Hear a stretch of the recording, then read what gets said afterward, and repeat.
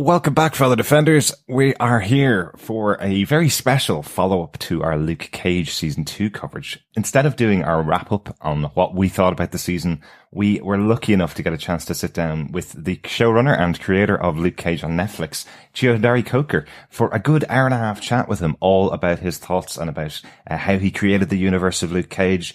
Loads of other history about the things he's worked on in the past, some of the things he's got coming up in the future, and mostly his thoughts about Luke Cage, the show, and the people who are behind the scenes working on it, the cast, the crew, the writers. Some really, really interesting stuff in there that myself and John got to sit down and talk to him about. Yeah, a really fantastic chat with Cheo Hodari Coker.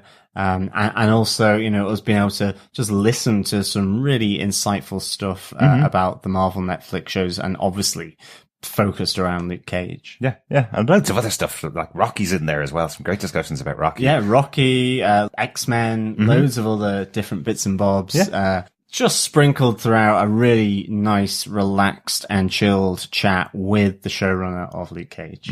Hopefully you enjoy it, and let us know your thoughts. You can always email us at feedback@defenderstvpodcast.com with any thoughts that you have in any of our episodes. It'd be great to hear from you. Yeah, and of course, please subscribe to Defenders TV Podcast over on any good or evil podcast catcher of your choice.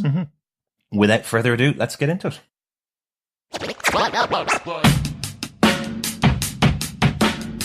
I'm holding back.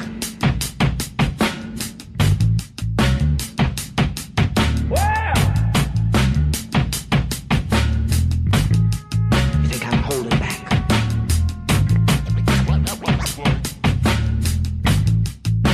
I'm out to save you.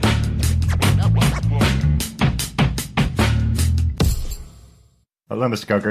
It's Derek here. Can you hear me? Hey, how you doing? Can you hear me? Yeah. Oh, perfect. Okay, Cool. Hello, and it's John here. Love the Luke Cage t-shirt. Hey, how you doing? You know what's funny? I'm actually laughing because I just happen to be wearing this t-shirt. I literally did not wear this t-shirt for this conversation, but we actually didn't mass produce these. We made enough for props on set, right? And I made sure there's a double XL one, and of course I just took it right off the top. You got it was one of the only few perks we actually have on the job.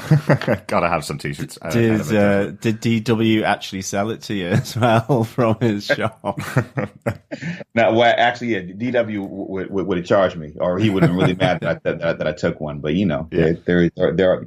Membership has its privileges, so to speak. Absolutely.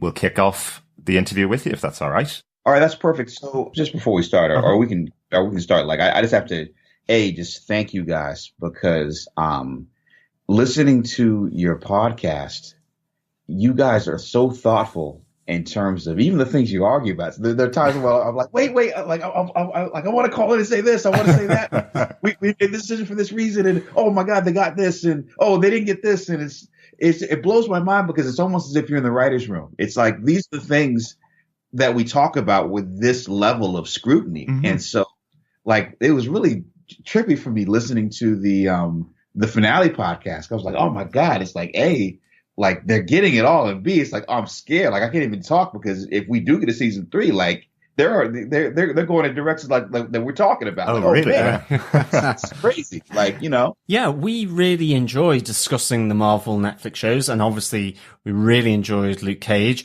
We take a bit of speculation, some theories. We like delving into the process of it, looking at the director, the actors, writers, and so on. How do you like to view Luke Cage as a series? So I think the thing is that like there's only but so much plot. There are only but so many different ways to, skin a cat, so to speak. Yeah. So the real magic comes from not the choices, because so much of what happens is people try to like get into spoilers. Are they going to do this? Are they going to do that? Yeah. It's all about interpretation. Yeah. It's to me, I kind of look, everything with me is music. And so I always think of it like jazz standards. It's like people have been playing Stardust like for 45, 50 years. Yeah.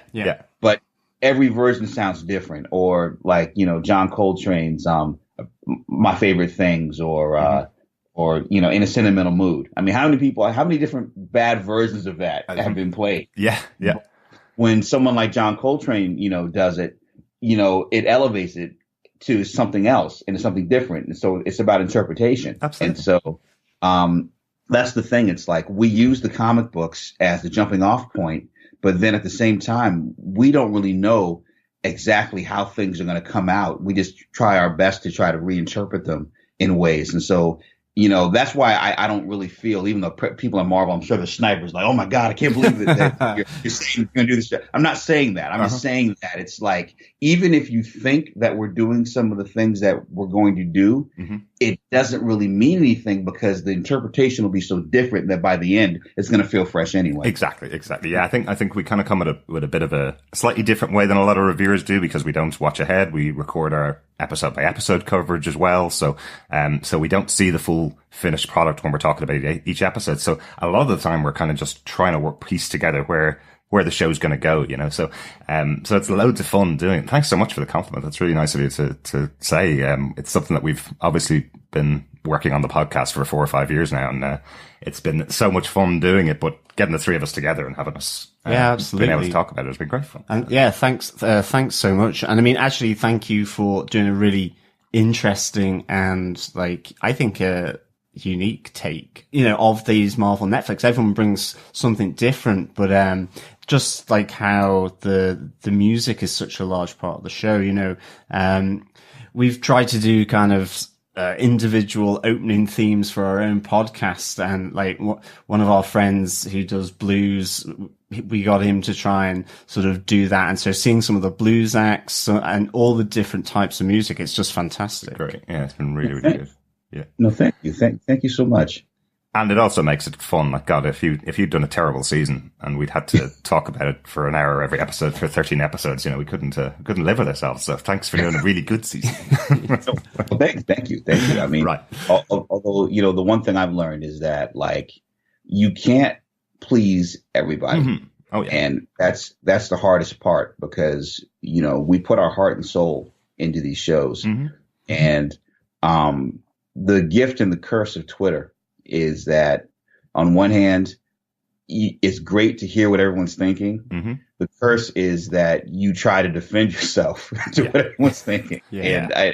And you guys have probably seen my Twitter feed. I tend to engage. It's part of it for me is fun. So, I'm like Candyman. If you say my name 3 times, I'm coming. I'm here I am. What's up? And so. Yeah. I think sometimes it surprises people that I actually interact on that level. Mm-hmm. But for me, I think that every mistake, I think that every road that doesn't quite work is an opportunity to try to fine tune things differently if you get another go around. Right. Yeah.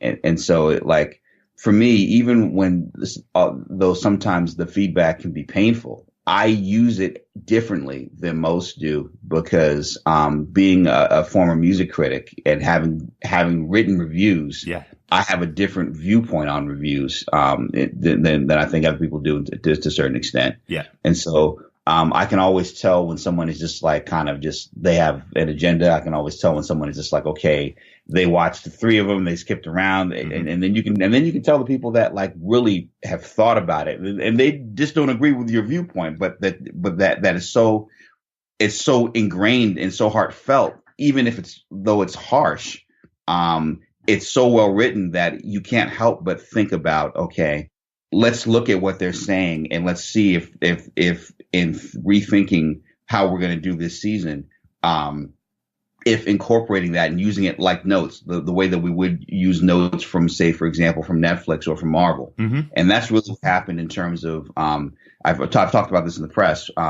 where Angelica J. Bastien's, pieces that she did for New York Magazine. Yeah. Or I think Vulture. Just really had because there were some of them were scathing, but they were just so well written. I was just man, this is great. Although this is terrible. It was kind of this thing, but it helped us because the top of season 2, I literally printed them all out and distributed them to the writer's room and said, okay, let's look at this. And rather than being hurt or defensive, let's think about what she's saying. And so that was one of the things that came out was she said, it's, I think it was one of the first reviews. She said it's a shame that no one bothered to really think of Luke Cage as a man rather than as a hero. Right. And so on one hand, you get defensive because you're like, okay, I've got all these mandates to establish Luke Cage. I have to establish Luke Cage differently than was established in Jessica Jones. Yeah. And you're trying to establish the world. And then at the same time, even though you've got fans that are so deep into canon, like they can't. There are going to be some fans out there that are just pissed that he's not wearing a tiara, a chain belt, and a yellow shirt anytime. Yeah. And then once you get past that, you have people that they just want to see a literal translation of what they're reading in the comics put on screen. And so there are ripple effects with all these connected universes. So, for example, it's like in the comics, Reva Connors is Luke's girlfriend, and at the same time had some kind of relationship with Stryker, aka Diamondback. Yeah, and basically Luke gets framed with drugs and for her murder, and that causes this whole thing. Well, mind you, I can't do any of that because of the fact that Reva was introduced in Jessica Jones. And she was part of the program that, basically created Kilgrave. Yeah. And so already you're like, whoa, okay, so like his origin story is off the table kind of thing. Yeah. That origin story is off the table. Yeah. Like if we're going to use the Diamondback thing at all, how are we going to reintroduce that? We can't use the thing where Luke Cage, is from Harlem and is a former gang member who's kind of coming back and, that's off the table. Yeah. And so then you begin to ask all these different questions as to, okay, how can we establish Luke Cage and what he's about? And then at the same time, still introduce the elements of the comic that people are going to hold on to. Yeah. And so part of its tone. So are we going to run away from the blaxploitation, sweet sister, sweet Christmas of it all? Or are we going to embrace it in a way that makes sense in the 20th century? And so, of course, we did the latter because all blaxploitation is African-American characters being able to act and react in the same way that their white counterparts do. Right. Yeah. If you go to the poster from, of Shaft back in 70s, it said, hotter than Bond, cooler than Bullet. Nice. And so essentially it's this Richard Roundtree getting to kick ass, kiss a girl, drive a car. Like, it's basically they're saying we want to take the James Bond, template and put it in an African-American context down to having an iconic theme song. Absolutely. Yeah. Down to having a certain swagger in terms of how he's approaching everything. I mean, it's like Shaft is basically Bond without a budget. Yeah. And a leather coat, but like a lot of the same kinds of Style. like, and now really very dated, kind of chauvinistic viewpoints. But, for its time, it was revolutionary. Yeah, of course. And, what the influence on the comics, of course, is that, the Marvel offices in the 70s were very close to Times Square. And so you had all these young writers that are walking past, if I don't know if you've seen the HBO show, The Deuce. No, actually, no. Oh, it's an incredible show. It's really, but it's set in the New York of the 70s of Times Square, and when it was really very seedy, very, Scorsese taxi driver. Okay, cool. Like that's real. Like Taxi Driver actually captured like what it used to be like back then. Yeah. The Deuce is kind of an extension of it, but imagine that environment of what Hell's Kitchen, which is that area around Times Square in New York. That's where Daredevil comes from. Yeah. That's where, the ideas of, okay, you're walking down 42nd Street and you're seeing all these people lined up to wait to go see Shaft. And you're like, wait a minute, like, we don't have any black characters, and this blaxploitation thing is really taking off. So why don't we have our own version of that? Yeah. And that's how a character like Luke Cage is born. And so, you want to keep that energy, but you want to update it. And so basically kind of get back to the question. It's like you have all these different things happening and you're trying to do that. And so sometimes you forget, okay, how am I thinking about this character? How am I thinking about making sure that the human moments are balanced with the superhero moments? Yeah. And we collectively as a writing staff, of course, are constantly in the first season trying to establish the world and trying to establish the marvel of it all. But then at the same time, creeping past some of these character moments. And that's really, what a second season is about. Second season is all about once you've established the world and once you've established kind of the premise.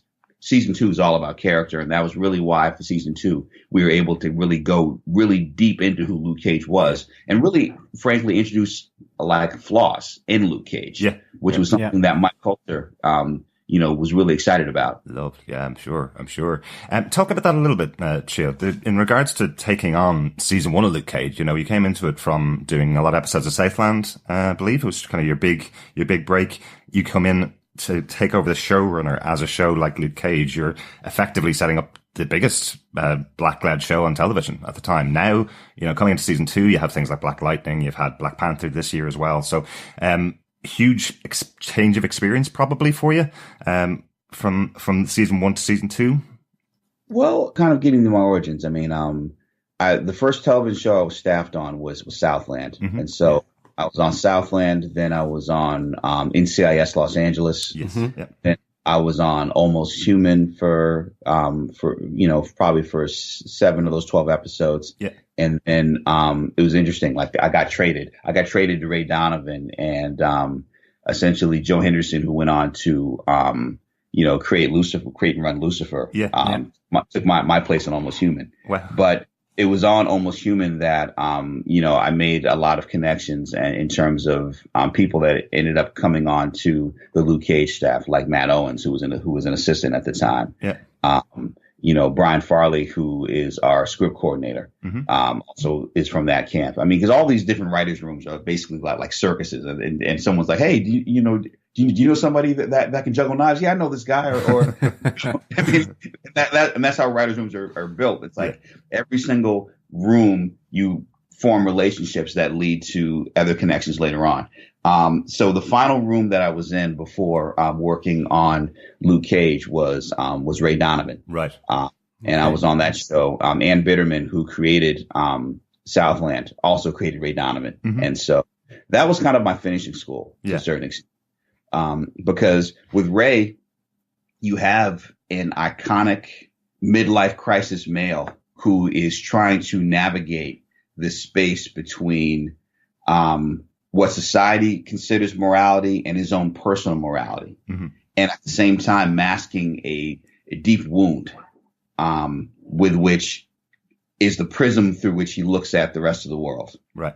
And so with Luke Cage, coming off of just being around like, Ann Bitterman and David Hollander and Michael Tolkien and Ron Niswaner and Brett Johnson. I mean, like all of whom are just incredible with character and incredible with, with that kind of nuance. And is, when you talk about world building, and I saw her world build on Southland. I saw her world build to an even bigger extent on Ray Donovan. Yeah. Having witnessed all of that, it gave me a huge, I don't want to say boost, but it gave me perspective on trying to do the same thing with Luke Cage. Right. Yeah. Because one of the things that Jeph Loeb, who beyond being the president of Marvel Television, is in his own right an incredible storyteller. Because if you've read his comics the way that I have, his comic writing, I mean, he's one of the, although Jeff will probably get mad about me saying this, he's definitely one of the lions. He's definitely one of the most influential comic book writers ever. Without a doubt. And then the other thing that's interesting with Jeph is that because he's also been through the television gamut, he was on the writing staffs of Heroes, Lost. So when you talk to Jeph, you're talking not only to somebody as an executive who understands what writers are going through. At the same time, he's been on writing staffs. He's been on some legendary writing staffs. Yeah. And talking story with him is always, from the very beginning, it's always been a very, incredible experience. One of the things that he always said, and it was something that in one of our first meetings that always stuck in the back of my head, is that he said that all Marvel characters view their powers as a curse. There's nothing happy about where their powers came from. And if you remember that, it always gives you a perspective on who they are and what they want and where they're going, which is really the most important things, to understand for a character. Daredevil, perfect example. It's like he's got the tragedy of his father's murder, in addition to the fact that, being blinded and the senses. There was nothing pretty about what happened. Jessica Jones has, in terms of how she got her powers, there's incredible tragedy with that. Luke Cage being framed for a crime that he didn't commit and then happened to him, in prison, and then coming out with these powers that he didn't want. Yeah. And then added to that, taking the backstory that Melissa Rosenberg created in Jessica Jones and saying, okay, it's like you've got this character who has powers he doesn't want, who isn't naturally heroic because he wants to lay in the cut rather than kind of come out of the shadows. Yeah. And he's haunted by finding out that the woman that he loves, wasn't necessarily upstanding, and he's in love with another woman who murdered that woman. Yeah. So that's some shit, And so essentially going past that, okay, so how do you start Luke Cage?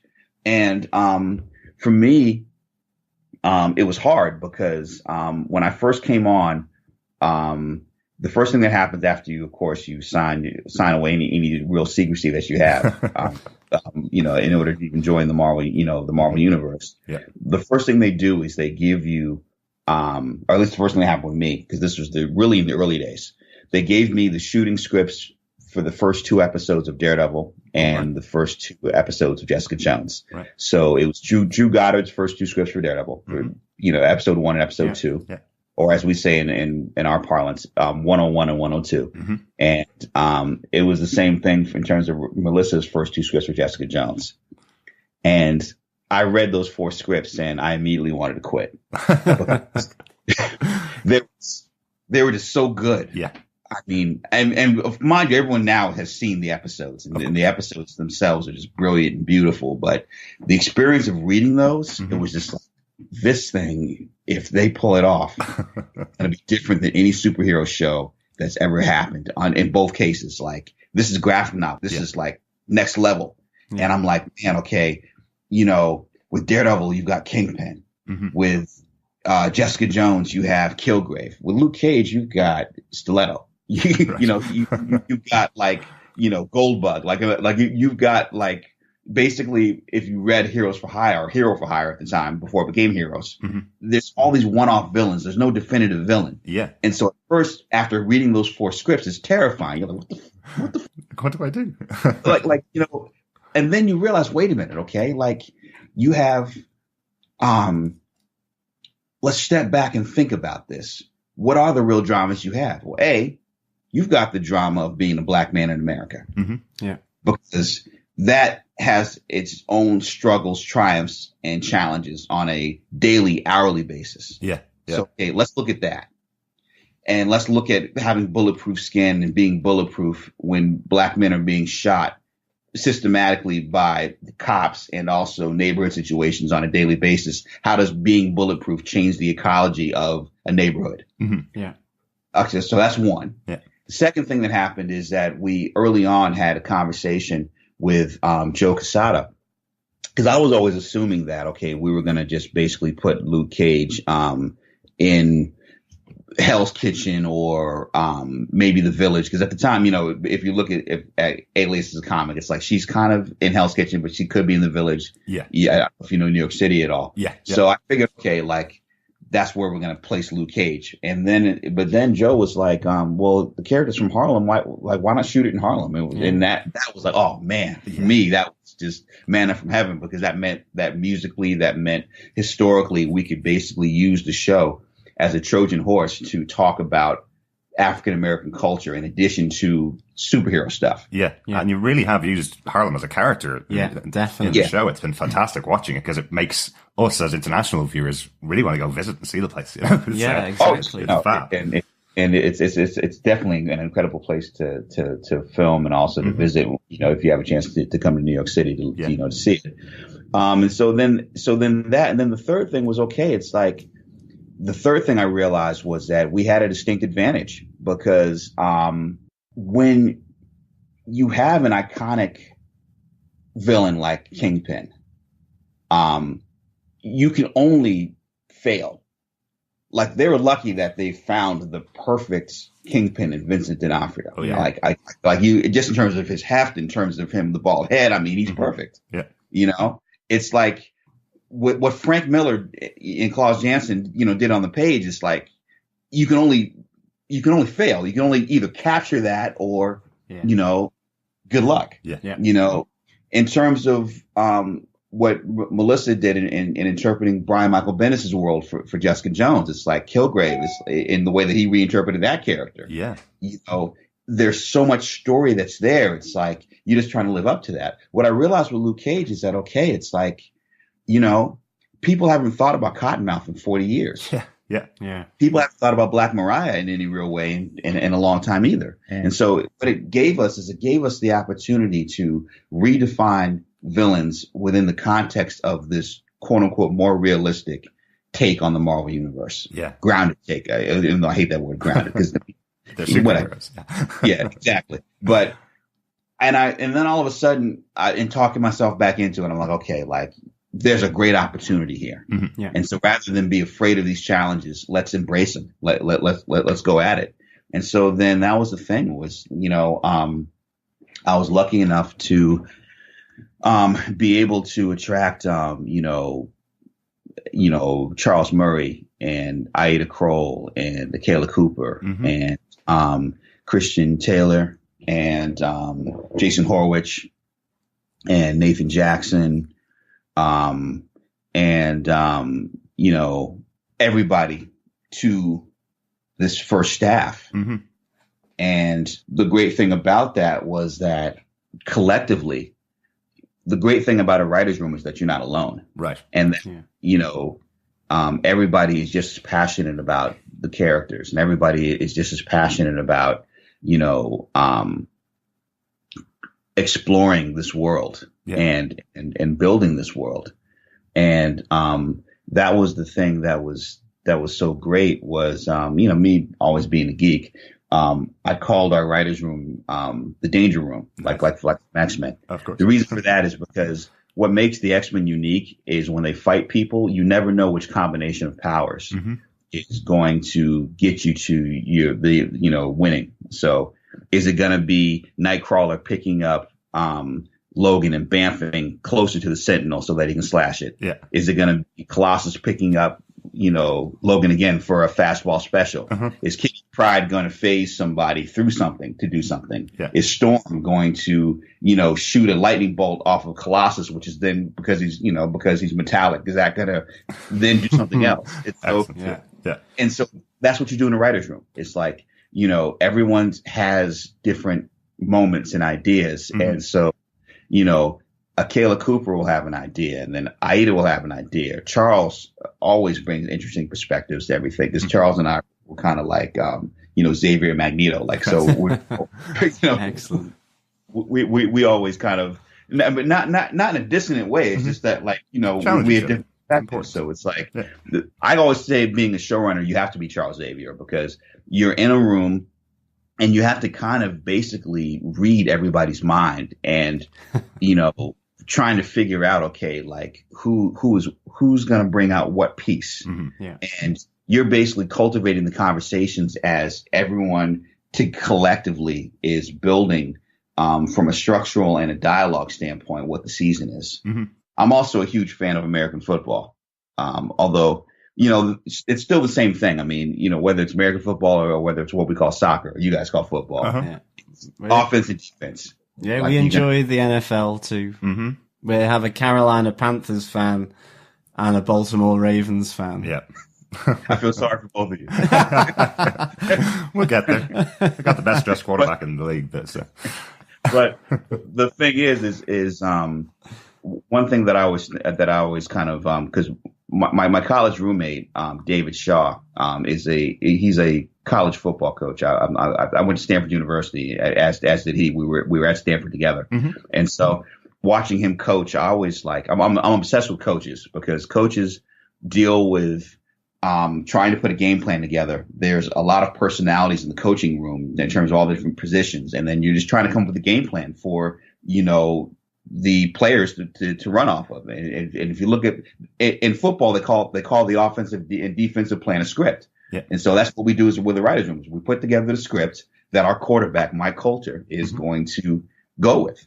And everyone, and then it's just a lot of the back and forth. And so what we did is the way that I stock a room is, for me, conceptually, offense is dialogue, defense is structure. Right. And so you've got people in the room that are incredibly good with structure. You've got people in the room that are really snappy with funny dialogue and moments. And then it's just, you just put it all together. And you know, that's kind of how the first season came along, is just us, you know, putting together a game plan. And that's the first part. Yeah. And then you cast. And then you layer in actors like, you know, obviously Alfre Woodard as Mariah Dillard, absolutely amazing. Mahershala Ali as Cottonmouth, you know, stunning performance from that character.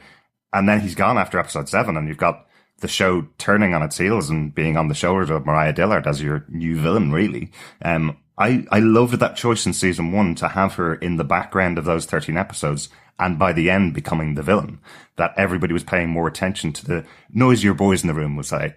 And then you find that Mariah is the one that's going to be in control of Harlem in the future. You know, it's a beautiful choice. Really, really nice choice. Oh, well, thank you, because I mean, I get shit on a daily basis for killing Cottonmouth, but but the whole way that happened is funny, because in my very first story pitch, even before the room was assembled, when I was kind of just talking to, you know, Jeph and Kareem Zrake, and then on the you know, Netflix level, you know, Cindy Holland and Ali Goss and Allison Engel and Chris Henningman. You know, one of the first things I said is that we want to have a twist where we're going to make everybody think that the big bad is the big bad until we kill him and introduce the new big bad. And Jeph loved that immediately, because he said, hey, that we haven't done that before. Yeah. The thing was, and this is the interesting part, we start casting. And at first, I'm thinking that, like, per the comic books, that Cottonmouth's going to be an older character.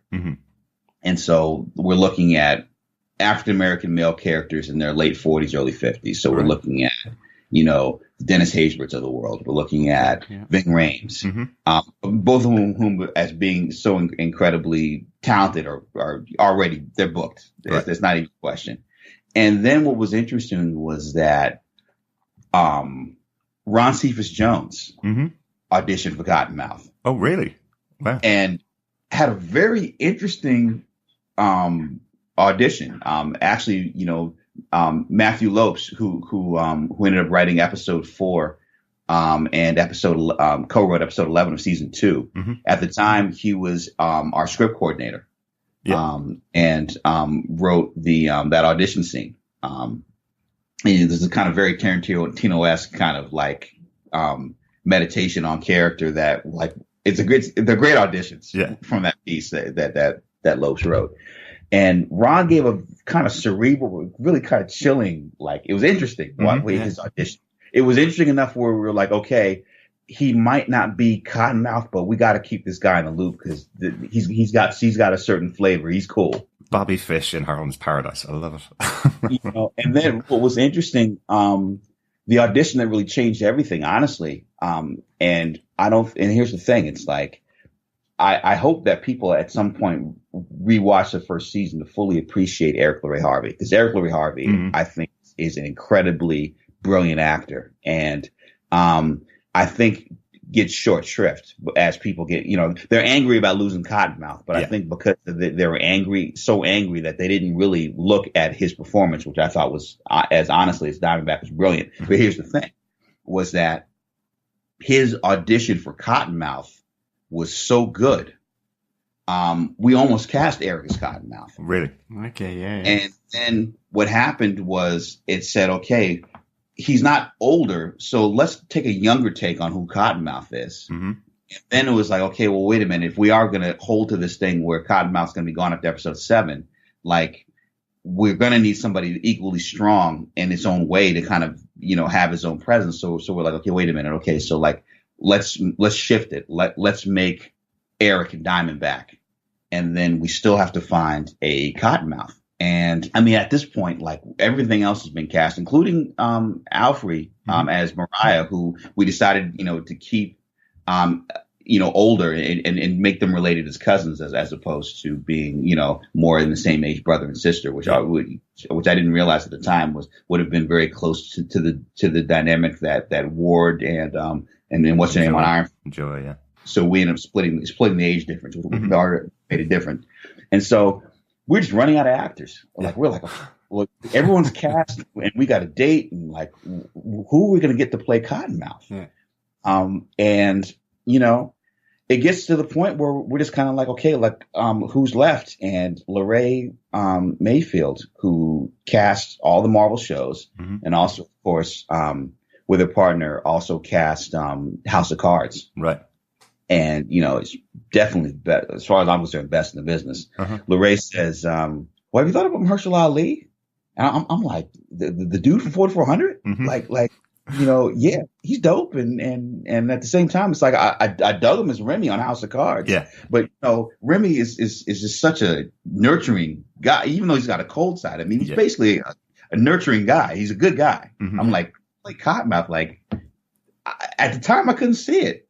But she's like, trust me, this, Mahershala is special, is what she said. And I thought about it. And then there was this interview that Mahershala did where he was talking about hip hop. And I could just sense from the interview that he really felt the music in the same way that I did. And I was like, okay. And all of us agreed, we've got a great Mariah. We know that we have an incredible Luke Cage. Yeah. We've got an actor that's going to play Diamondback that we think is really dynamic. Simone Missick, who I had been friends and had worked with Dorian Missick, on Southland. So it was funny because he auditioned for Shades, and then she was basically off camera reading sides to him, and then he was reading dialogue off camera for her when she was auditioning for Misty Knight. Yeah. And it was one of those things where we saw her on tape. I was like, oh my God, who is this? And then and Charles, yeah, Simone, and then boom, it's like 2 and 2 together. Like, wow. Yeah. And it was just clear that she was Misty. Yeah. And then to pay her back for her excellent performance in season 1, you bring her husband on board for season 2 and kill him.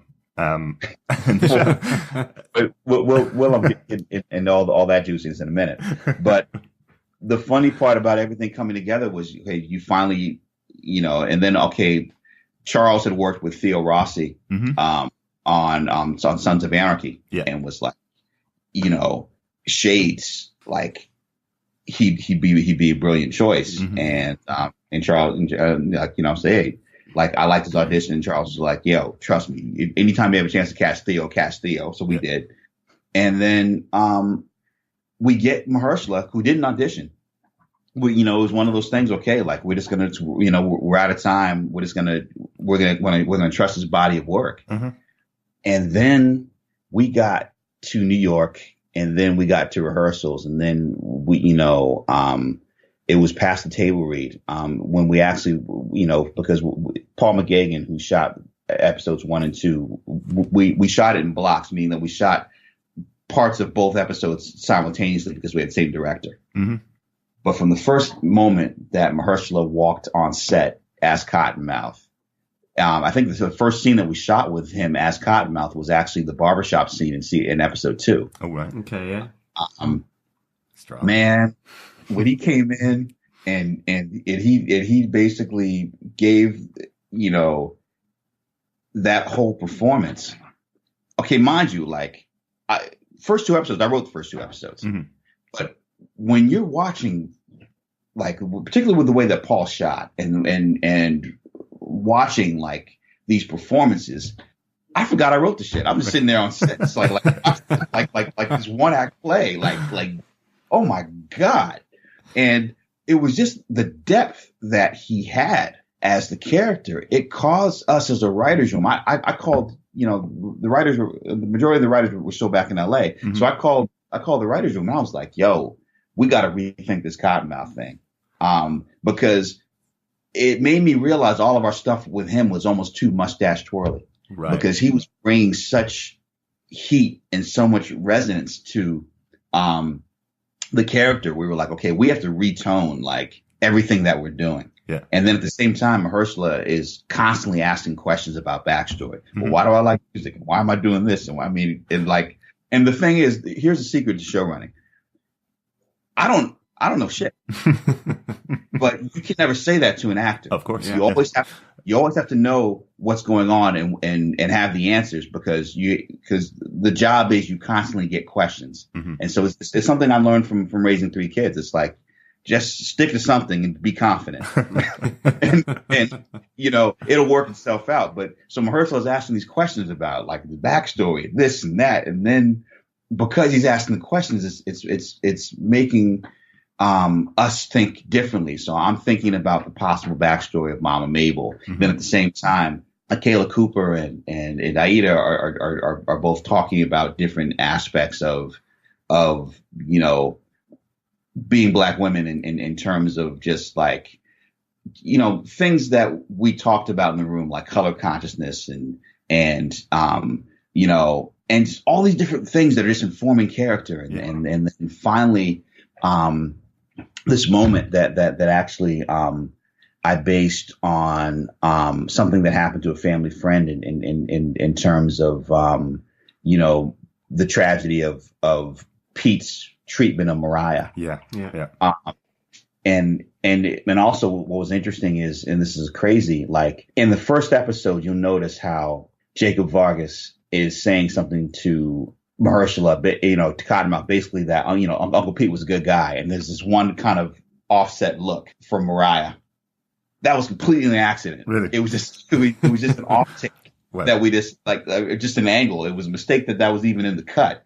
But when you look at it, like when you look at Alfre's expression when Uncle Pete's name is mentioned and she looks off in the distance, you're like, oh, like what is that? What's behind that? Yeah. And then of course you can just take a look. That was just an accident on set. And then there's some kind of bitterness there. What could that have been? Yeah. What could there have been that happened that would cause Mariah in the situation to kill her cousin? Because at first, the first way we had scripted it was very just like kind of plotty. It was like, okay, she sees a moment and she takes it. But then when we got into the real kind of deepness of it and we talked as a room about what we could do, and then we talked about this, and then in the final version, it's just like when we went on that personal level, it just took it to a whole nother level. Biggest problem of all that is we made people fall so in love with the tragedy of Cottonmouth and the tragedy of Mariah that they didn't forgive us for killing Cottonmouth. Yeah. And so it kind of basically the trajectory for the rest of the season was hard because you're doing a lot of different things. 8 through 13 are to a certain extent kind of a reset, but I don't think that we understood at the time, because when you do all these things at once, and because you're not on broadcast, because you're not putting out these episodes, week after week, you have to just swing for the fences because you don't know if you're right or you're wrong. Yeah. And so we end up filming this and putting it out, and then watching the reactions that first weekend of just devastated and how angry people were. That did you take anything from that, say, with bringing John McIver and Bushmaster? Because like the thing I really liked as well with the Bushmaster was you kind of got this sense that he was going to be this, he was getting stronger and stronger, even though there was a price to pay. But then you actually kind of made who I suppose, well, at least me as an audience member at the time, thinking was going to be the big bad. And he just kind of diminishes as he moves towards the end. He kind of, it's like a reverse hero in a sense. And I really like that, how, that crowning moment where he takes Harlem's Paradise, and then soon after it just diminishes. It's like that power, I think, slips through his fingers. I think his right-hand man talks about he got to the top of the hill or something, saw the view, but he couldn't kind of retain it. It was really, really good. Well, thank you. I mean, we planned some of that. Yeah. I mean, essentially what it was is that we knew second time around that we were going to have sustained villains. But you want to up the stakes in such a way that it's not predictable. Yeah. We were lucky enough to have, with Mustafa Shakir, it's like, I mean, man, he just inhabited that role in ways that, like, again, like Mahershala, like you're just like, yo. The other thing that was interesting about it was that, again, when people ask me what it's like to work for Marvel and Netflix, and what I say, and this isn't me being diplomatic, you have two very passionate companies that have an intimate knowledge of their audiences. Mm-hmm. And from that passion comes very strong opinions. Yeah. And part of the gift and the curse of being a showrunner is you have to navigate those opinions, mm-hmm. know what to listen to, and also what to ignore. Because the thing is that, as it said, success has many fathers, failure is an orphan. Mm-hmm. And if you fail, if something doesn't work, it's going to be your fault. Yeah. And so the one thing you have to remember, it's not about being arrogant and what to ignore and what to listen to. It's just that they're not sure. They want you to have the answer. Yeah. And so you have to remember that sometimes. And sometimes you have to say, we're doing this, we're doing that. And the hardest part of the job sometimes is like you've got 20 to 40 people that want to go one direction. You're the one person saying, this is where we're going. Right. Yeah. And, it's hard. Yeah. It's the hardest part of the job. Thing was that initially when the whole thing with introducing Bushmaster is we were gonna basically base the season on boxing and boxing metaphors. Right. Okay. One of my favorite boxing quotes of all time was Mike Tyson when he said, "Everybody's got a plan until they get punched in the face." True. It's true. You to me, like one of my favorite, HBO 24/7s was the lead up to the fight with Ricky Hatton and Pacquiao. It was such a great documentary because it was just you really get to know Ricky Hatton, mm-hmm. and there's all this backstory with Floyd Mayweather's father training him and Pacquiao being trained by Freddie Roach, and I was just so convinced because it was so compelling that Ricky Hatton was going to handle Pacquiao. Yeah. You get into that fight, and then when Pacquiao knocked him out, I thought he killed him. I literally thought he died in the ring. And it was the first boxing match that I let my sons watch, and they were 6 years old. I said, "Oh my God, I cannot believe watch somebody get killed in the ring." Wow. But again, that's the point. When somebody knocks your ass out. Mm-hmm. You don't know what you're up against until you're there. Yeah. So that was kind of one of the metaphors for the season. Okay, what if Luke finally faces somebody that can knock his ass out? Mm-hmm. And that was kind of the introduction of Bushmaster. And what we were saying is that when he's like, "Yo, I'm Luke Cage, and you can't blast me, you can't come out." The initial structure was that he was going to say that, and then somebody was going to come out of the woodwork. Mm-hmm. The hip hop metaphor was like LL Cool J versus Kool Moe Dee. Right. It was like, if you say that you're the baddest, if you say that you're the greatest, mm-hmm. someone's going to come out with how you like me now. Absolutely. And that's what we were going for at first. But, Marvel and Netflix wouldn't settle for that. They're like, you have to have a better reason. Right. You have to have a reason for why somebody's coming from Jamaica to do all this. And at first you basically, you're saying cliches, but then you just run out of excuses. Mm-hmm. Then after a while, it's like, okay, what could be the thing that would give Bushmaster this claim to Harlem? Because he's Jamaican. Yeah. How would you do that? And then, of course, the other musical metaphor, of course, was since hip hop also has Jamaican roots, mm-hmm. in terms of interpretation of how the music is played, in terms of the sound systems and everything else. Yeah. And tracing that evolution musically, and using that also as a metaphor in the show. How does this all fit together? And then you were thinking, like, oh, okay. And so what it did was it forced us to come up with the backstory of Harlem's Paradise. Mm-hmm. It forced us to come up with the backstory of this betrayal. And then once we figured out what that backstory was and the connections between the McIvers and the Stokeses and this way of kind of looking at two different immigrant experiences, mm-hmm. from the American South to the North versus the Jamaican or the Caribbean experience moving to New York, and how there's always been this kind of baked in resentment between both camps. Yeah. And looking at that, and then the music and everything else, it just gave us this whole trajectory for the season. Mm-hmm. And on one hand, we understood that Bushmaster had a much deeper story. Yeah. Yeah. Yeah. But the other part of it was that once we got into what happens with Mariah and Mariah's, retaliation, mm-hmm. once her Brownstone was burned down, we knew that, okay, we were going to have the opportunity to introduce the real Mariah. Oh, yeah. Yeah. And the first part was episode 9 with the twist of Tilda's real father. Yeah. Yeah. And then after that is unpacked, it allows Mariah and her revenge to become the true big bad. Yeah. Yeah. Because after that moment in episode 10, it was just like, oh my God. Yeah. There is the constant game that Marvel fans play when they talk about the Netflix shows and the ABC shows as well, where they're trying to find who's the greatest villain in all of these shows. And really for us, when it got to the end of that season and we have Mariah Dillard effectively setting up her crime business in prison, and you're going, okay, well, here you go. Now you've got the best villain of all of the shows. You've got 26 episodes to set her up as the best villain. And then you do that. Then you have her daughter come in, give her a sweet kiss on the lips and leave. And that's the end of Mariah.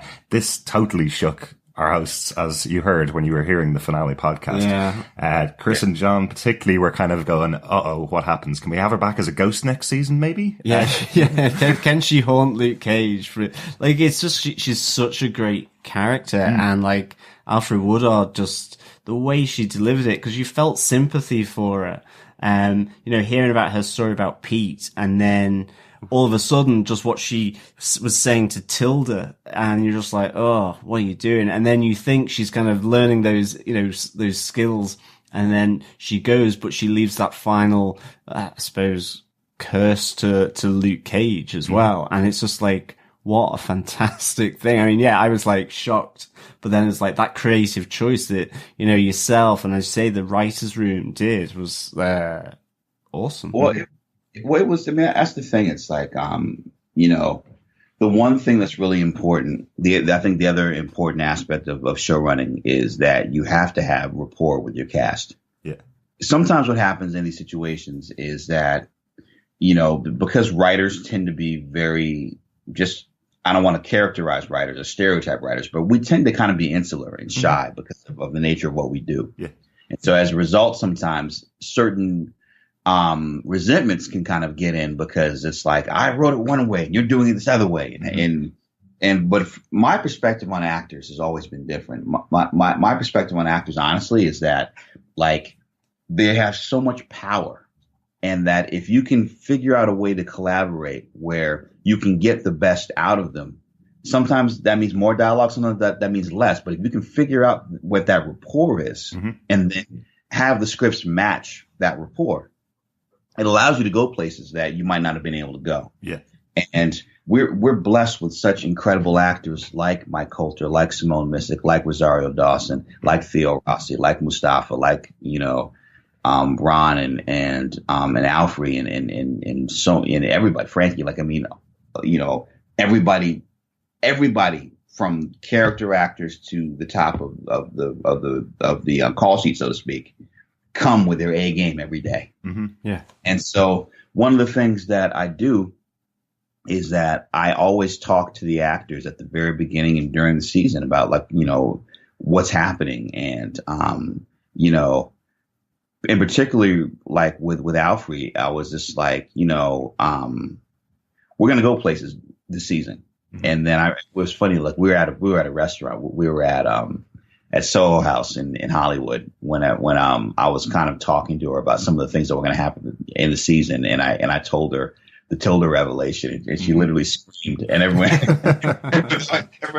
in the restaurant was looking like what the hell is happening? Like, why is Alfre Woodard screaming at this table? But and then what was funny was like, as we were getting closer, she was like, I'm going to die. Right. And, and that's the point where, like, some showrunners say, never tell your actor that they're going to die, because what will happen is that they're going to start in every scene playing violins and projecting through their every motion that they're going to go. But Alfre, come on, she's been around. She's a vet. I said, yeah. And she said, okay. and she was like, what did Alfre say? Alfre said, just make sure I don't go out like no punk. That's fantastic. Is what she said. So it was just like, okay, like, again, we never want anyone to feel comfortable on this show. because if you feel comfortable and secure that this person is going to make it to the end of this journey, like, you know, it's going to get to the point where people are just like, yeah, you know, there's really no jeopardy because, you know, we know that they're going to get out of the ropes before the train crosses the tracks. Yeah. I mean, you know, it's like we want people to kind of feel a certain level of jeopardy. And that was one of the things about the risk, but at the same time, also the reward of completing that story is that we knew that in getting rid of Mariah in that way, it was going to be a decision that could haunt us the same way that it could, like, you know, that losing Cottonmouth also haunted us. But the reward and the fact that it basically there's so much passion that also is making you think about these characters as real people. Yeah. And also for what she had done. I mean, she had to go. I mean, that was after that restaurant massacre. I mean, I was just like, Alfre that night was, I mean, because I flew out for that scene. I mean, she was transcendent. She was just like, because she was so cold. Yeah. And it was something about like, I think at the time she was kind of nervous about playing it like that. And I was just like, you know, the more nonchalant you play it, the scarier you are. Yeah. And she played that moment so, oh my God, so perfectly. I mean, Phil looked at her like, oh my God, she's crazy. He's right. But talk about leaning into the fear. You know, you said earlier on that you spent the last 2 years getting criticized every day for killing off Cottonmouth, and then you go, I'm going to do it again with the other main character. Well done. You lean into the fear, and you sometimes get amazing results. You know. Well, that, and also because I mean, it's interesting. It's like the same way that Mariah slowly emerges as a villain. You also have the opportunity, and we'll see if hopefully if we get a season 3, you know, to explore similar things with Gabrielle Dennis, because the way that she played Tilda, like one of my favorite moments of season 2 is that moment when she says, you know, the last Stokes just died. My name is Johnson. I was like, it was so, I was, oh my God, it's like, it's happening again. Yeah, it's so good. It was one of those moments where even when you script it, when the way that she delivered that line, it was like, there's so many possibilities on book. And the thing that's interesting about her is there's good and there's the potential for else. So without being predictable, again, another character you can do a lot with. Absolutely. I think for me, the really cold moment for Tilda is when she's effectively telling the funeral organizer that her mom's body's just going to be burnt and thrown in a hole. She doesn't care anything about her, you know. But Mariah always thought of herself as kind of the queen of Harlem and kind of expecting to see, you know, the streets lined with people crying when she died, you know. It's such a cold moment from Tilda where she's just going, no, just throw in a box and throw in a hole, you know. Fantastic moment. Well, I mean, and that was the thing, because it made the moment when it was the coldness of the scene in episode 9 and Ian Stokes and Matt Owens' script that Clark Johnson directed for episode 9, where you get to the moment where Mariah unburdens herself with the entire story of what happened with her with Pete. And it's such a fascinating scene with Alfre, acting wise. It was just powerhouse, because on one hand, she's making you fall in love with her perspective, but then on the other hand, you're seeing how cold she is. Yeah. In terms of telling her daughter that she never loved her because she can't. Yeah. And after that moment, she's like, I'm not Mariah Dillard anymore. And then at the end of the episode, I'm Mariah Stokes. And then in episode 10, you really understand what that really means. And interestingly enough, it's like, you know, season 1, the Cottonmouth death episode was written by Cheo Coker and directed by Andy Goddard. And we had the same reading for episode 10 of season 2. You know, where that thing happens when Mariah makes that cold choice and everything shifts again, you know, because Mariah makes a murderous choice. You know, so it was just one of those things that just came together, you know, and that's really the most fun of the job, is that when you see these moments in the perfect pairing of the writing with the acting, and you're just kind of just watching, kind of like, you know, conducting. It's just like, man, this is wow. Yeah. So good. So good. I really enjoy how you bring in the historical, like in this season with, as you said, about the African Americans and Jamaican Americans and their different roots, and then the current affairs very much as well, like in season 1. Like, how important is that to bring in those those touch points of current and historical kind of references, because I really enjoyed that. Like, I actually even learnt a lot as well. Mm-hmm. Like, Well, you know, the thing is that the thing that I always think about is the fact that Netflix changed the game in terms of not just being the service, in terms of content and the breadth of and varieties of different shows and things that are on the service, but also the fact that you can watch it on your big television, you can watch it in your pocket, you can watch it on your laptop. And because it's already internet based, you can essentially treat the entire show like one big hyperlink. Right. And so it made me realize that, okay, it's like if we kind of hit this sweet spot where people like the show, they can rewatch the show over and over again and learn different things, because people, fanboys and girls, you know, fan people love Easter eggs. Oh, yeah. yeah. And so it's one thing if we have a lot of different Marvel Easter eggs, which we do throughout. And I think the one thing that our show, I pride myself on with the show is that, like, whether it's Hammer Tech or whether it's these little things that kind of like that's really just the geek in all of us saying, like, how many different ways can we like link this to other shows and other universes and everything else. But with the history, it really kind of allows you, if you're watching the show, the same way that you might use Shazam to say, okay, what song is that? It also says, okay, well, like some of these names that we're hearing, Pappy Mason and, Percy Sutton, and Google those names and all of a sudden have a much deeper understanding of Harlem and a deeper understanding of the history. Yeah. And it really kind of allows you to kind of go in these really cool places. And then you can kind of see how, like, this fictional Marvel history links up with real history.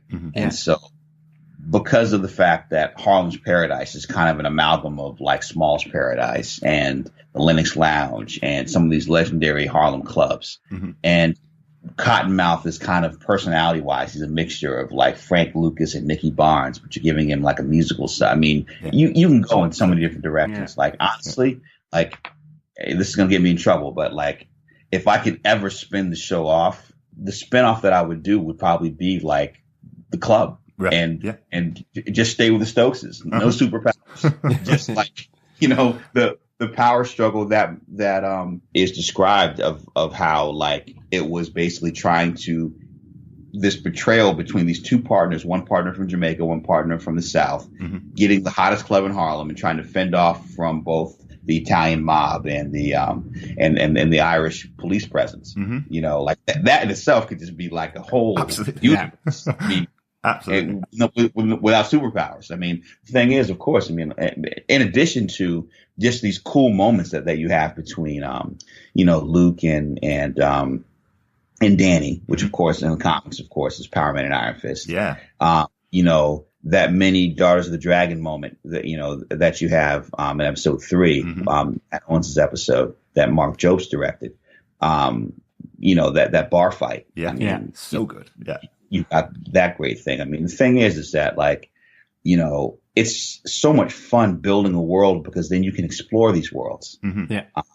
And so, like, yes, there are times. I mean, and I have to be careful because it's what I've learned is that, like, I'm not saying there's going to be a spinoff. I'm not saying there's one in the works. we're just talking as fan people. It's like, what would be cool, like, and that's one of the things that I think about is just like how there's always these shows within the show and that they're really interesting. And that's part of the fun of all of us coming together, to write these. Exactly. Like, what's it like, having like Colleen Wing and like even the Iron Fist, like having them come onto the show as well? You were saying about like Luke Cage started there on Jessica Jones, and you're getting these other characters from another show, but you have the Daughters of the Dragon, as you say, or those touch points of say Heroes for Hire kind of aspect as well. What was it like, kind of taking those characters and how you weave them in, I suppose, to Luke Cage? Well, the thing was that we just had the attitude of, yes, we know that they're on other shows and people are also coming off of having them together in the Defenders. But how would they act differently in the Luke Cage universe? And just being really selfish about that, like saying that, okay, it's like, we're not going to ape Defenders. We're not going to ape Iron Fist. We're going to basically take these characters and treat them differently in our book. Like the same way how, like, when you would have these crossovers, sometimes where like X-Men would appear in Fantastic Four, or, they don't quite act the same way. Or if, say, for example, like Franklin Richards is treated one way when with Fantastic Four, but when he's amongst his fellow mutants in an X-Men comic, he's completely different. It's kind of like, the same kind of thing. And so, yes, the characters are, we know where they are, but we're just basically just kind of expanding them and enhancing them just for the selfish benefits of our universe. So on one hand, we're able to kind of get into a much deeper, both, Misty and Colleen, and kind of like, lay the breadcrumbs for what could become something. No hints. That's all right. That's all right. We got some good bits of that on Iron Fist. I just want to ask that as well, because you obviously now have Simone Missick over on Iron Fist. Are you really protective of your version of the character to make sure that they don't go against what you've set up? Well, I mean, the thing is that, like, we're all friends. Like I said, showrunners. Like, myself and Erik Olsen, who's running Daredevil, and Raven Messner, who's running Iron Fist, and Melissa, who's running Jessica Jones.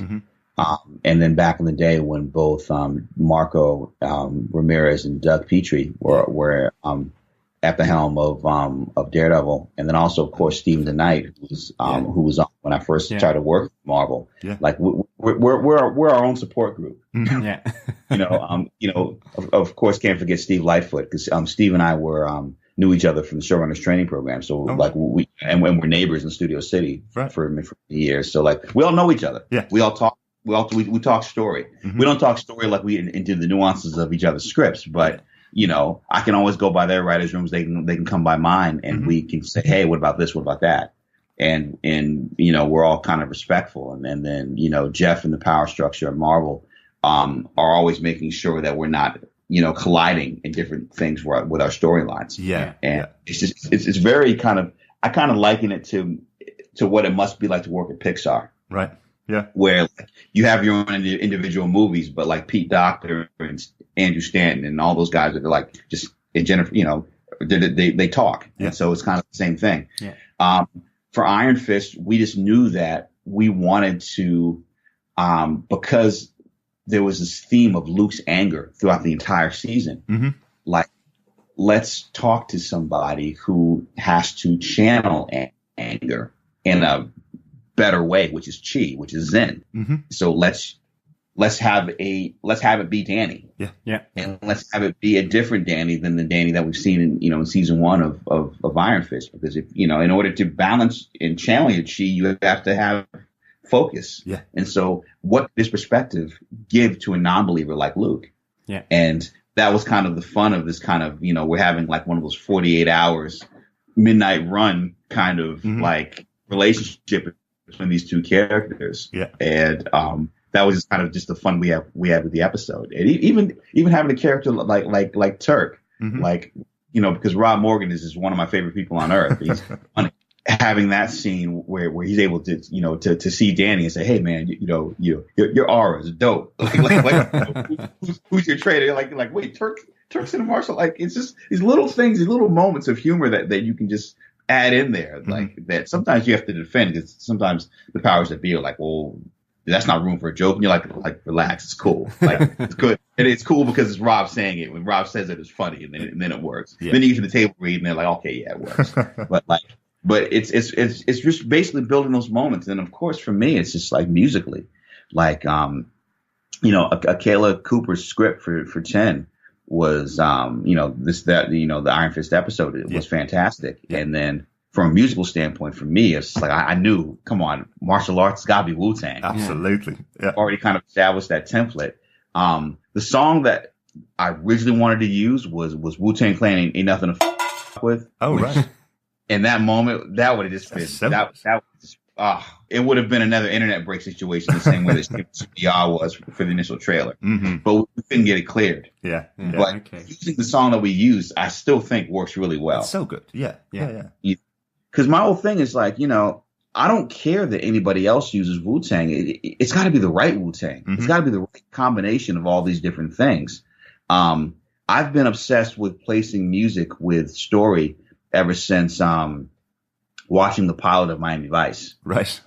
With Phil Collins in the air. Yeah. Like, that whole thing. It's like I probably watched that one scene like every other month. Wow. Because every time you watch it, like you notice like little things, like whether it's the sound of Philip Michael Thomas loading the shotgun, and just the way that the music kind of creeps up at a certain point. I mean, like all the stuff that when you finally mix an episode, like you can get in all the different nuances of, you really geek out on that kind of shit. Like that's the kind of stuff I love. Or that Tarantino and Spike Lee and Scorsese use music. To form visuals. Danny Boyle as well. Like again, like huge influences that I just nakedly rip off of the show.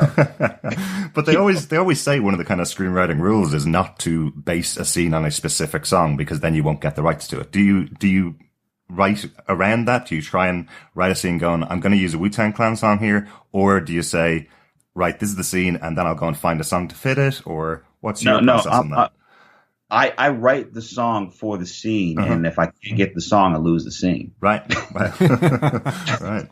Because it's bespoke. It's like, or you're lucky in that, or I'm lucky in that I've got Adrian Young and Ali Shaheed Muhammad, who, because they're such powerhouse composers and musicians, and they can pull off something if I'm unlucky enough to be able to clear the moment that I'm looking for musically. But like I constantly write to music. I mean, all the time. And do you butt heads with anybody that you've reviewed in the past and maybe didn't give them a glowing review, and now you're looking for a piece of music that?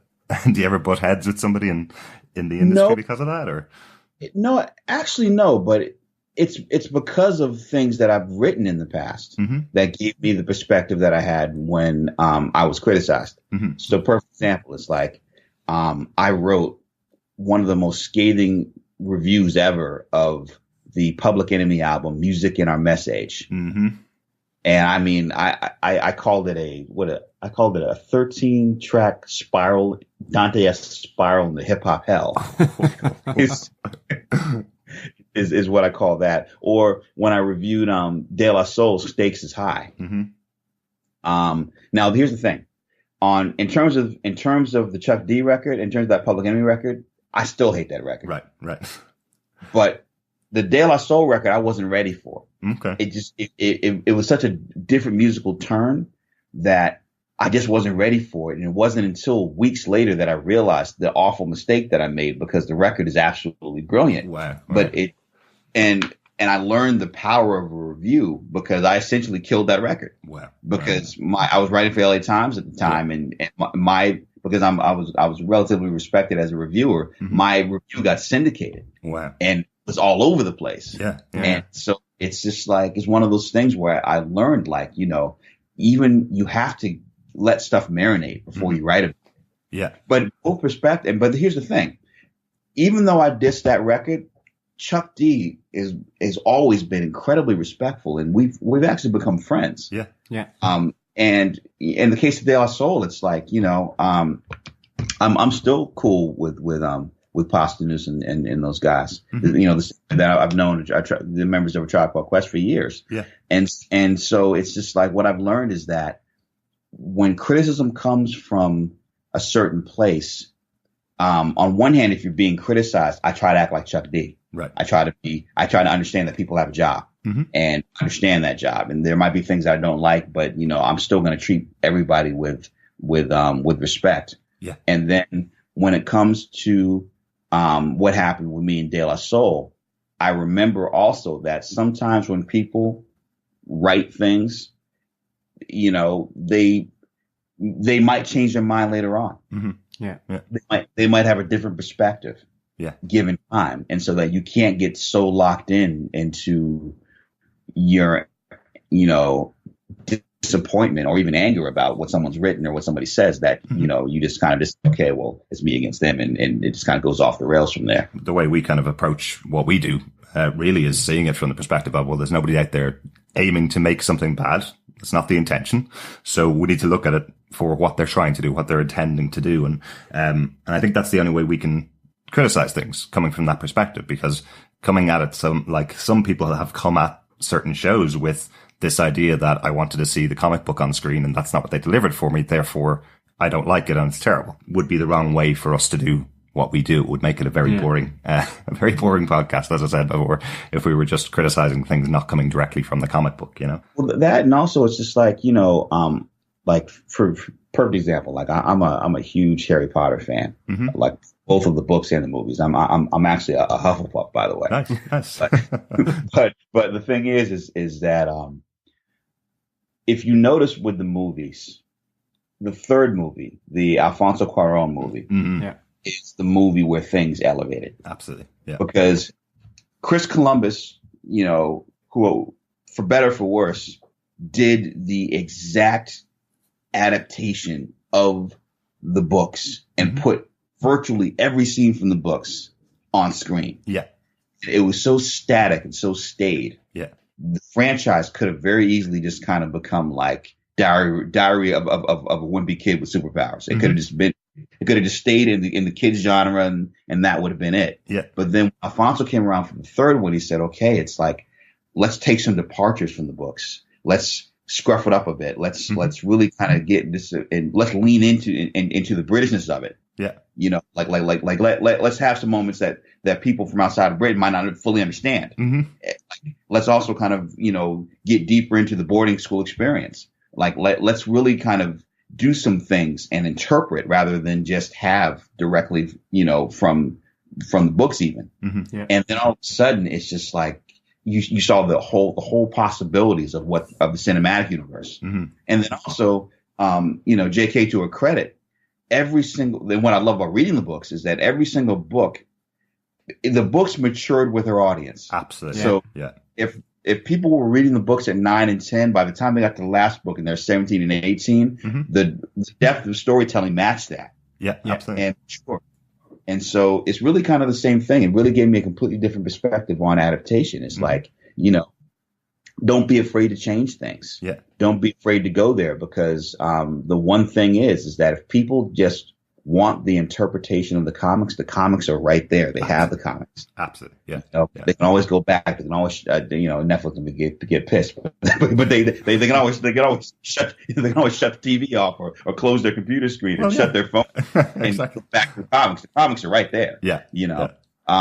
But at the same time, it's like if I just gave a translation directly of the comics, I think people in seeing that would be disappointed. I think you kind of have to try to find that balance, between both mediums to a certain extent. And I think regardless of the way that you adapt it, it's still going to be your voice. It's still going to be you looking at the book and how you want to adapt it. If you were going to do it that way, it would still not be everybody's adaptation of it either, Well, that's the real challenge. It's like, what do you keep out? What do you put in? Yeah. You've also, people don't necessarily understand. You have the limitations of budget. I think also what people don't understand is like people say, well, cast this person, well, cast that person. Yeah. It's like, IMDb is the best and worst thing to happen because it's great that you can have credits and pictures of everybody at once, but then it's just not as simple as okay, you got to put this person. Yeah. This. No. Oh, fantastic. Love it. It doesn't work like that. And because there's so many limitations in terms of negotiating a contract of who can do what, when, and how. It's just like, I mean, honestly, we're lucky anything gets made. Yeah. We're lucky anything gets done. It's crazy. Yeah. Trying to, being on the other side of that, I have a completely different viewpoint of what it takes for things to come together as opposed to like when I was a fan, I was like, oh, it's easy. Well, just get this and do this and pay this. And, no, it doesn't. Of course not. There's so many different like moments of things coming together and falling apart. One of my closest friends, a producer named Rudy Langless. Rudy was one of the executive producers on the Denzel movie, Hurricane. Okay, yeah. I once asked him what a producer is, and he gave me the best definition ever. And I said, Rudy, really, what does a producer do? And he said, man, all a producer is every project wants to die on a daily basis.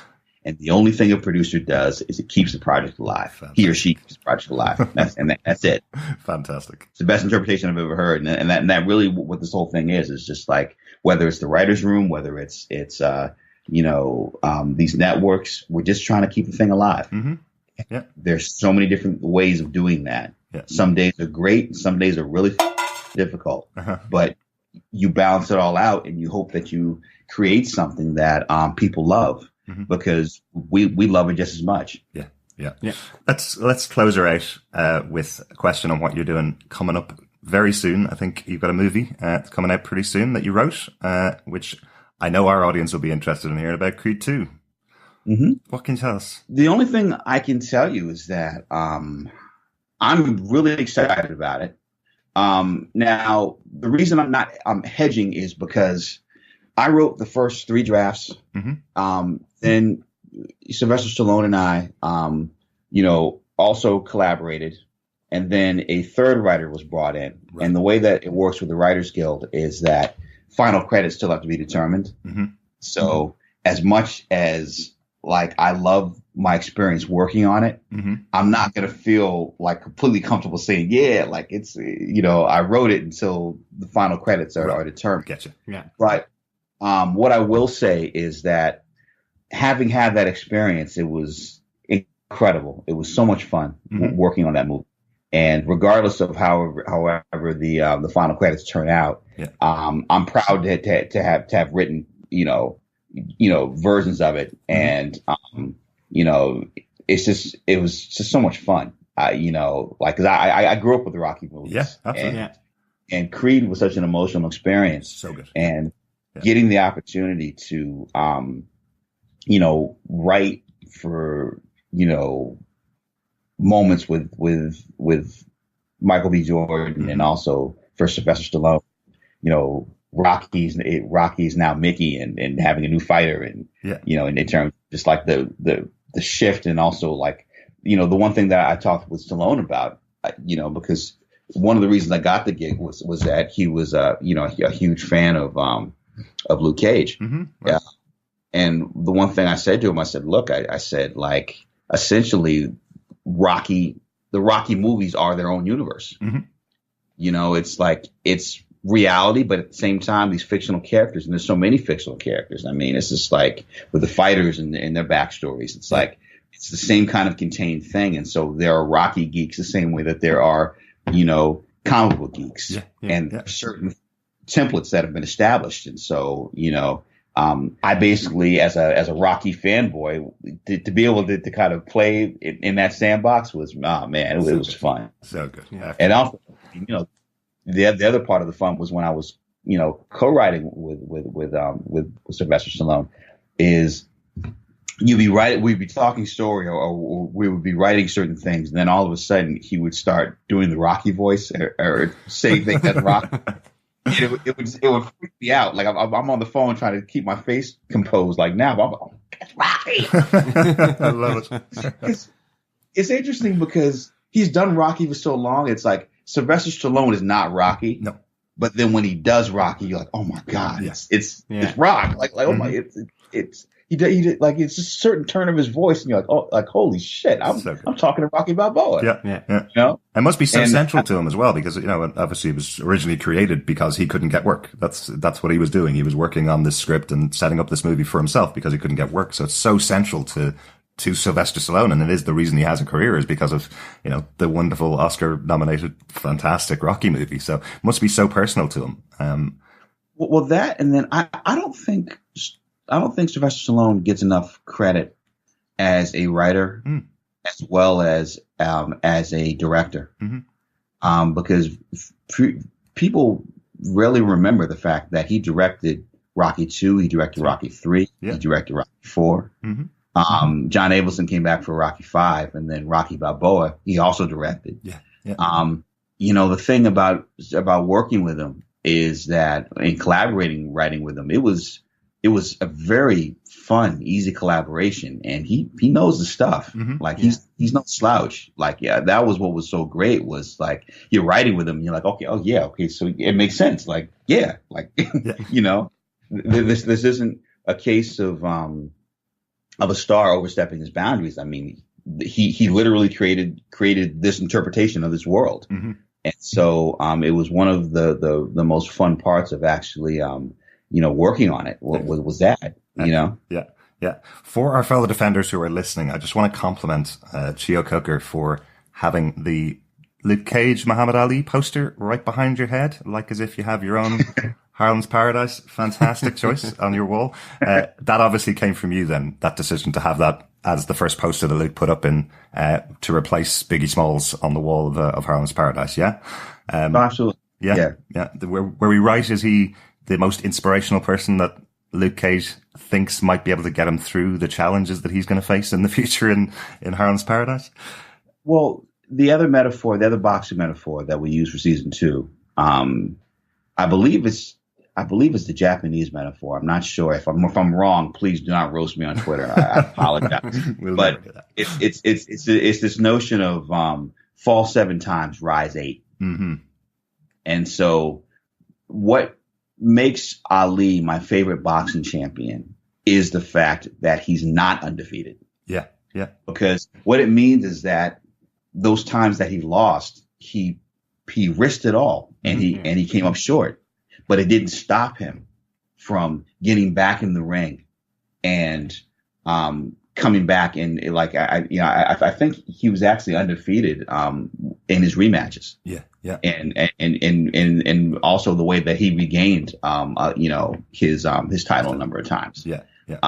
And that kind of is really, for me, the metaphor of who Luke Cage is that he will get knocked down at times, but he will pick himself up, whether it's in season 1, the whole Judas bullet thing, or whether it's season 2, it's like you get past Judas bullets and someone kicks your ass. And then and ultimately he gets past it. The thing that we did with the Bushmaster fights was that we kind of framed those on Ali Frazier 1, Ali Frazier 2, Ali Frazier 3. Nice. You know, like of just in terms of the back and forth. And because few people remember that Ali lost the first Frazier fight, the one in the garden. And then, the final, our final moment, our thriller in Manila to a certain extent was, the fight in episode 12, in the safe room, you know. Yeah. So my favorite fight though was the fight that Millicent Sheldon shot in episode 6 on the High Bridge. Oh yes. Yeah, that was cool. Yeah. You know, and also the fact that we got to use Bob Marley's Sun is Shining, and, in that cool way. But, and you also using that was the Lee Scratch Perry version of it. So it's got a certain grit to it, that was different than the one that Bob Marley re-recorded years later, I think on Kaya. Yeah, absolutely. John, any last questions for? Just one, I suppose, and that comes up to the High Bridge actually, with that fight, because Bushmaster uses a little bit of magic powder, or sort of kind of that voodoo reference, I suppose. I'm a massive Doctor Strange fan. I was kind of thinking, was there this idea of bringing a mystical side to Luke Cage through John McIver and the McIver family and the journey he had to go through? And like, certainly for me, I would love to know your thoughts on possibly bringing Brother Voodoo into Marvel Netflix. That earthy magic was really cool. I was really surprised by it actually as well. Well, the one thing that we avoided was actually using any real, like anything real, like any real voodoo, any real obeah or anything like that. Like we definitely, even though we had some visual references, we stayed away out of respect to those religions. We kind of stayed and kept things kind of vague and mystical to a certain extent. The same way that, for example, people have asked questions about Bushmaster's fighting style, saying, well, hey, it's, he's Jamaican, but he's using a Brazilian fighting style of capoeira. But my whole thing was like, okay, we're talking about a fighting style that came directly from, slaves freeing themselves. So we're getting criticism on using this fighting style rather than using an Asian martial art, where the whole thing that we're trying to say is that it's kind of a mixture of not just capoeira, but it's also, if you're extending the metaphor, the Maroons and of, people that freed themselves and the fighting styles that they had to mask to make it look like a dance, which everything capoeira, breakdancing also is influenced by capoeira, right, as well as it's influenced by Asian martial arts. And so just kind of mixing things up. I mean, what we want to do, and it's also the thing that happens with the other Marvel series, like when they kind of talk about some of the more spiritual elements of the hand. It's the idea of ancient magic, and of magic really being science before it had a name, and kind of the combination of both, because our technology would seem like science to people that weren't exposed to it, right? And so, coming from that perspective of doing it, it's really more about that than it is about anything specific. Although what's cool about the characters that you mentioned, whether it's Stephen Strange or Brother Voodoo, is the fact that in the Marvel universe, you have these mystical connections to other alternate universes and everything else. Yeah. So, yeah. I think John's just waiting for that moment where Luke Cage walks past the Sanctum Sanctorum in the middle of the city, or sets up shop there as the Defenders come back together or something like that. Yeah, no, absolutely. Someday, John, someday. Cheo Hodari Coker, thank you so much for joining us. I know we've taken up so much of your time, and I think we could talk for another 2 hours. We didn't even get to ask you about DW, our favourite new character on the show, who was fantastic throughout the season. And by the end of the season, we were just totally feeling his heart on the screen. I don't know how you did it from a character that was a funny little throwaway gag at the beginning and then come to the end of the season and love him. Okay. Well, this last thing. Okay. Jeremiah Kraft plays DW. And literally he just had that one line, that kind of funny thing that I'd written for him in the pilot for Luke Cage. And he was so good. It was just like, we got to figure out a way to bring him back, DV.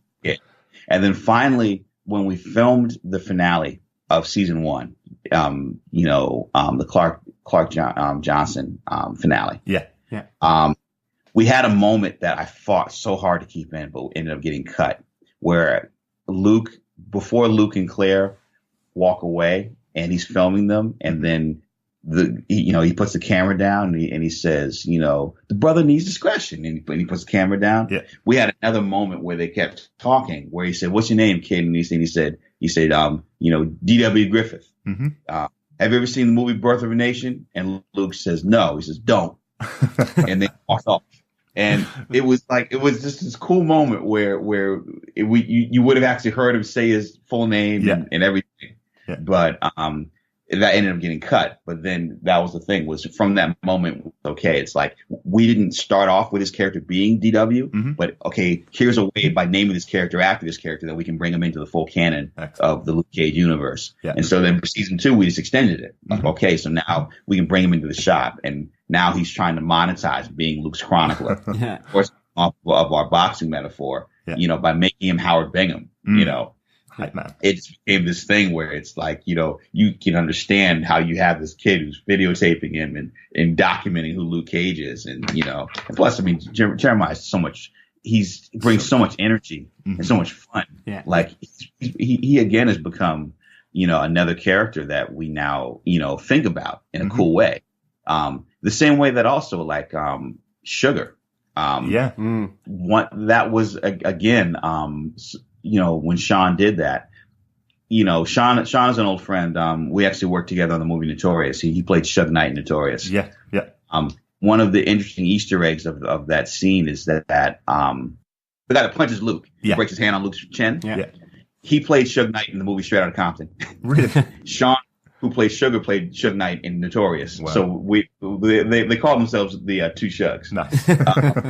And so the thing was that when Sean had that line, I don't even like these niggas, man. Like he was so, the way he read the line, it was just so funny. It was like, we got to find more things for this guy to do. Yes. And there were so many opportunities over the last 2 seasons to kill him off. Mm-hmm.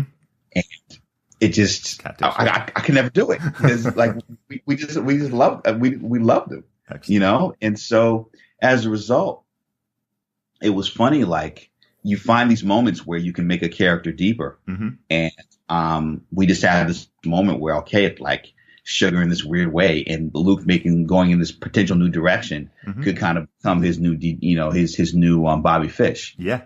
And it just works so well in that last episode. Even down to that moment where, like, he walks up to him and he's almost like his valet, and he like whispers in his ear, and you kind of see it kind of becoming like a combination of Tom Hagen and Neary. Yes. You know. Yeah. And of course, like, you know, it was just funny because I'm such a huge Godfather fan. Like, the fact that we were able to kind of set up that shot where the door closes on see the same way that it also closed on K. It was like, if you're a fan of those movies, I know people go, oh my God, like, you know, it was the same shot and everything. Like, it was like, Alex, it was great. So good. You know? And you've also got DW set up as the new Pops now, hopefully. If we do get a season 3, we have a new Switzerland possibly being created in Harlem.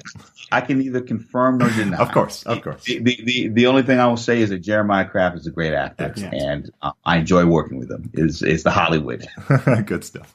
way that I would say it. Although it's funny though, it's funny when we're talking about killing people off. I was on a panel with Frankie Faison recently. Yeah. And Frankie is the only character that's been in all 4 Silence of the Lambs movies. Yes. And I joked on stage. I said, you know, you survived 4 Hannibal Lecter movies and only 2 episodes of Luke Cage. Love it. Once again, I'll say thank you so much, Cheo Hodari Coker. Hopefully our fellow Defenders have enjoyed listening to your discussion about season 2 with us on Defenders TV podcast. Hopefully you will also get confirmation soon of Luke Cage season 3, and you'll come back and join us and chat to us again about the next season, or anything at all, really. You've got our phone number now, so. Absolutely, and also if you go back and edit this and it's all complete nonsense or just me rambling, and you guys have more specific questions, and then let's do this over again so I can actually just answer the questions instead of just rambling. We loved listening to the discussion, great. and I'm looking forward to listening back to it, to be honest. So thank you so much for joining us. We will hopefully talk to you soon. Yeah, thank you. Massive thanks. Really good. Thank you. No, and thank you just not only on behalf of Luke Cage, but also on behalf of all the other Marvel Netflix shows. I mean, I'm definitely going to turn on the other creators to this podcast if they haven't already listened to it, because man, it's like you guys get so in depth on every single episode. It's mind blowing. You know, thank you so much. No problem. And I know that all of our writers fully appreciate it. So, and just on my behalf, thank you so much. Cool. No problem at all. Looking forward to seeing what you got coming next. Yeah, absolutely. No. Fingers crossed. Thank you again. Cheers. Thanks so much. Take care, Cheo. Have a great day. You too. And that is our interview with Cheo Hodari Coker, the showrunner of Marvel's Luke Cage on Netflix. Really fun interview. Really, really enjoyed that. Thanks again so much for joining us, Cheo Coker. And thanks to you, fellow Defenders, for joining us for this discussion about season 2 of Luke Cage. We're still cracking on with our discussions about Iron Fist. Still have a couple of episodes left of that show. And if you want to join us for our next podcast about the Marvel Netflix shows, Daredevil will be coming up in October as well. So lots and lots of discussions about each individual episode of the Netflix shows. Thanks so much for joining us. Make sure you stay subscribed to the podcast through our website at defenderstvpodcast.com. You'll have connections to all of the podcast sites that we're on, including Apple Podcasts and Google Podcasts as well. Talk to you soon, and we'll leave you with our usual Luke Cage theme from Mississippi McDonald.